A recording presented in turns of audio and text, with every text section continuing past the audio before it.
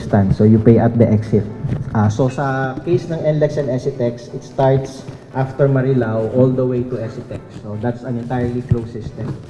Cavitex, on the other hand, is a purely open system. So in layman term, yung Mastercard natin at saka yung BIP card, so far, ay magagamit natin, we can tap it from Balintawak to Marilao. Tama po ba? And then the RFID, the entire system of NLEX and SCTEX. Including Cavitex. So ibig sabihin sir, yung mga galing ng norte so far, hindi pa nila magamit. Kailan po nila to target na magamit po yung mga galing ng Tabang, galing ng San Fernando? Because we are anticipating kasi nga nag-volume na yung traffic natin, di ba, sa norte. So siyempre uuwi yan eh. So kailan po magagamit ito ng mga going back to Metro Manila? To answer quickly, yung tollways natin from Balintawak to Marilao, tumatanggap din po ito ng card payments, south lane or south side, kung papasok ka ng Marilao, for example, or Valenzuela papuntang Manila, then pwede pong gamitin yung BIP at yung ating Mastercard contactless. Now, for the entire stretch of NLEX, pinaplano po namin na ma-activate lahat po ng ating toll booth at lahat ng ating POS by Q3 of next year. This is in partnership, of course, in coordination, of course, with the toll operator and the toll system provider of MPTC. All right. So, for the first question, ano po yung difference? What's the difference between Smart Mastercard and Paymaya Visa? The other one is actually a Visa prepaid card, and the other one is a Mastercard branded one. However, they actually share one virtual wallet doon sa app. Okay. Meaning, if you, for example, have that app already and you want to actually have two cards, then you can. But you share one wallet. As I have mentioned a while back, a lot of our smart padala centers, most of them are big sari-sari stores, are now accepting over-the-counter loading of our Paymaya accounts. Pero makikita po natin, we will see more and more sari-sari stores, even the smaller ones, accepting this in the next coming quarters. For 2018, as I have mentioned, dodoblehin po natin yung ating over-the-counter outlets from 15,000 to about 30,000 smart padala centers alone. For the virtual, DSP actually approved recently a 5,000 account. But for our Paymaya, the initial is about 50,000 pesos per month, aggregated yun.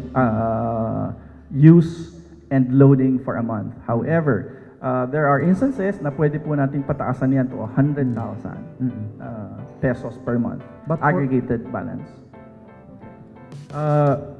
Siguro to sa first question po, not only Paymaya but also BIP, RFID. So MPTC is now enabling or allowing more customers, not only the Mastercard subscribers or the Visa subscribers of Paymaya.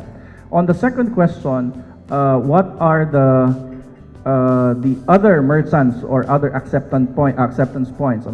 I've mentioned a while back kay James, na soon, very soon, you will be able to use your card not only sa tollways but also in other smaller merchants inside and outside the toll network or the tollways.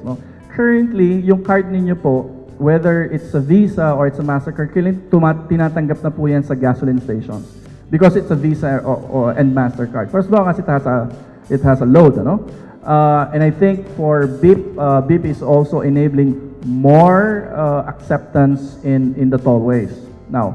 But outside the tollways, we're also enabling a different cash accepting merchants. Buses, BIP actually started with the buses.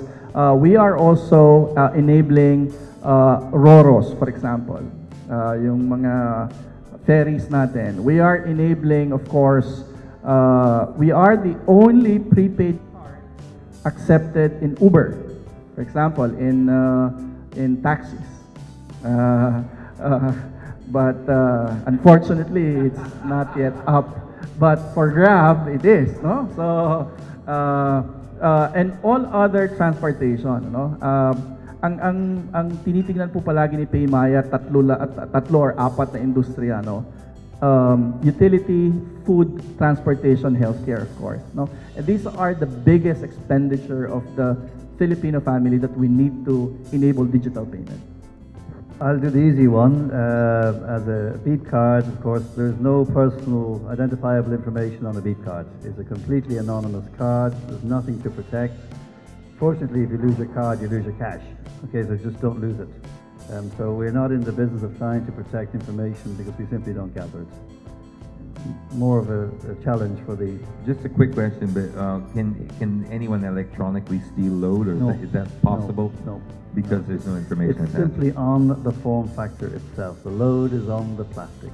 It's Okay. not sitting in a server somewhere. The true record is the balance you have on your piece of plastic. It's a memory card, which you write, and your balance is on the card. That's the true record, not Okay. whatever's sitting in the server. Actually, is Ms. Poncho? For the case of RFID, a sticker is actually attached to a vehicle. You cannot remove the sticker. The moment you remove the sticker, it will no longer work. And it's attached to the class and the owner of the vehicle. So that's the primary protection of RFID. So you cannot tamper with it, you cannot remove it. The moment you remove it, you tamper it, it will no longer work. So that's the main security feature. For Paymaya, again, it's not a credit card, no? So all transactions are actually limited within the amounts or the loaded amount. Now, as to the security, as Peter mentioned a while back, although we're not or the funds are not actually loaded on the card, ours is actually account-based, meaning remote. But there is now a technology called EMV that would allow us to protect the physical card for any intrusion or any unauthorized transaction. Yung EMV, ito po yung chip na nakikita nyo doon sa card. That chip allows us to do several validations of the transaction itself that would, even before mag-authorize some transactions on the remotely, it will actually authorize or validate the principal or the physical card initially. So, so far we have not been hacked. We are doing for payments. We're currently doing around 30 million transactions a day, and we don't have any. If should there be any fraud transactions, it doesn't mean unsettled amounts on the merchant side, because it's always the one who actually issued the card that gets the loss, no? So ganun po kasi yung pagkakaiba namin with RFID and with BIP, ano.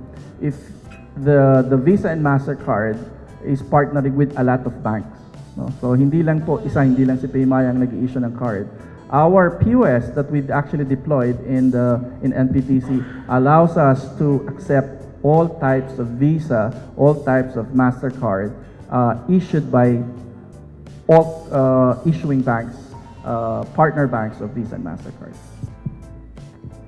Well, while we don't have live questions here, I've got some questions from the internet using the hashtag, and they're asking if, at the moment, you don't have a dedicated lane for the contactless, right? That is a mixed lane with cash. What will you plan to introduce a dedicated lane, or at least share with the RFID lane, so that traffic becomes the incentive to go for that is really to have your dedicated lane? Initially, the plan is to bundle the lane with cash, but I think as we increase transaction, as we increase usage of the contactless cards, that's something that we can in the future plan of putting dedicated contactless cards. But at the moment, with the initial volume that we're seeing, it's not yet sufficient to have a dedicated lane. There's another question here, and forgive me if it's already been addressed, I just have to ask it.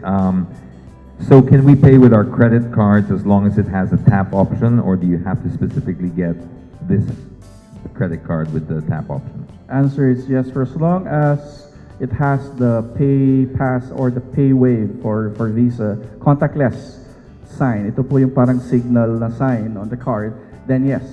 So our POS, as I mentioned a while back, can accept credit, debit, or prepaid issued by any banks in the Philippines, contactless. Okay, do we have any questions, any more questions from the floor? Before we either get one more from the internet, or we can give our gentlemen a break and maybe get something to eat. Well, there's one here. There's actually quite a lot here. In Singapore, you don't even have to slow down just to go past the gantry, and you will be charged. How fast is the RFID system here? Like in the other tollway, you slow down and you pretty much have to come to a full stop, just about. And then is it the same? Yeah, for the RFID experience, the total processing time is about 2 to 3 seconds. Mm-hmm. But you still need to You still need to come to almost a full stop. yes. But the entire processing time is about 2 to 3 seconds. Okay. All right. Well, if we don't have any more questions from the floor, our gentlemen here, our panel looks a little bit hungry, and they can smell the food from here. So if you would join me in thanking our panel, ladies and gentlemen, for the discussion. Mr. Mar Lazaro, Head of Acquiring of Paymaya Philippines. Mr. Roberto Boncia, Head of Operations Technology Management, NLX Corporation. Mr. Peter Mar, President and CEO of AF Payments. Thank you very much, ladies and gentlemen. And that pretty much brings this to a close. We'd like to thank you all for joining us today. Don't forget to join the digital conversation online by using the hashtag MPTC Digital Tollways. Once again, I'm James Deacon, your host. It's been a pleasure. Thank you and enjoy the rest of the day.